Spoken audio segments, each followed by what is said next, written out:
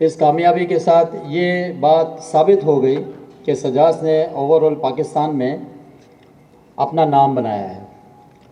انشاءاللہ آگے بھی اس گورنر ہاؤس کے دروازے سجاس کے ممبران اور مینجمنٹ کے لیے کھلے رہیں گے، and I wish the Olympian Abdul Hamid کہ جن کو آج گولڈ میڈل دیا جا رہا ہے، اور آئی ہوپ کہ انشاءاللہ اسی طرح جو یہ چیزیں سجاس کر رہی ہے for the welfare of the journalist brothers and members, I hope انشاءاللہ آگے بھی اسی طریقے سے یہ قائم اور دائم رہے گا، and best of luck to سجاس اینڈ دیئر مینجمنٹ۔ جو سافٹ امیج ہے اس کو اجاگر کرنے میں اگر کسی کا کی رول ہے تو وہ اسپورٹس جرنلسٹ کا ہے، جو اپنے قلم سے لکھتے ہیں تو دنیا جانتی ہے کہ ہاں اس ملک میں یہ چیز ہو رہی ہے اور ایسا سسٹم اس وقت موجود ہے، اتنا امن ہے کہ دنیا کے ہر ملک یہاں آ سکتے ہیں۔ جو منسٹر صاحب یہی کہتے ہیں اور آپ لوگوں کے ساتھ مل کے کہ پاکستان اگر ترقی کر سکتا ہے تو وہ سپورٹس کے ذریعے کر سکتا ہے۔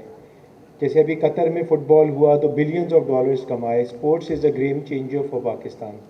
اور اگر سپورٹس ہوں گی اور جنگل میں مور ناچا تو کس نے دیکھا، تو وہ جب تک کہ سپورٹس جرنلسٹ نہیں ہوں گے تو یہ چیز چھپی رہے گی۔ جرنلسٹ کی فلاح و بہبود کے لیے ایک چیز بنی تھی، لیکن اب گرو کرتے کرتے اب اس سے عمرے کے ٹکٹ بھی آپ لوگ دے رہے ہیں ماشاءاللہ۔ سپورٹس کے جو ہمارے پلیئرز ہیں ان کو بھی سپورٹ کر رہے ہیں اور ان کو بھی اپریشیٹ کر رہے ہیں۔ میں سمجھتا ہوں کہ یہ بہت اچھا سٹیپ ہے۔ آزادی کے 76 سال 77 سال کے بعد بھی 1 اور 2 بلین ڈالر مانگ رہے ہیں۔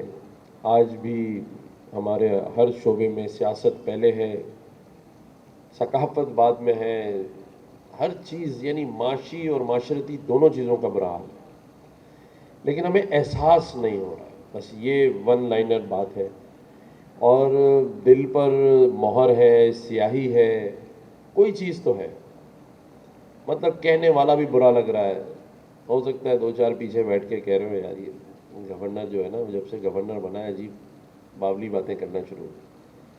سب کچھ صحیح تو چل رہا ہے، زبردست چل رہا ہے، مزے سے چل رہا ہے، سارے ادارے ہمارے پاس، لیکن حقیقت یہ ہے کہ اس ملک کو 3000 NGOs چلا رہی ہیں،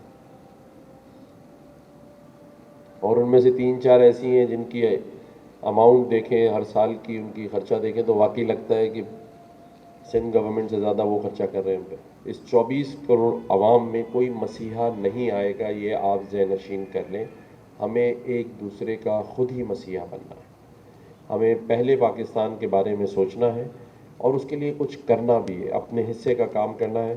ہمارے بہت ہی پیارے دوست فرحان عیسیٰ بھائی یہاں بیٹھے ہیں، یہ ضرور اپنا حصہ ڈالتے ہیں پاکستان کی ہر اس پروگرام میں جہاں پاکستان کی وقار اور عزت کی بات ہو۔ اللہ تعالیٰ پاکستان کا حامی و ناصر ہو، اور اس امید کے ساتھ، اس دعا کے ساتھ کہ ہم سب مل جل کر پاکستان کے لیے، اس سندھ کے لیے اور اس شہر کراچی کے لیے ہمیشہ کام کریں۔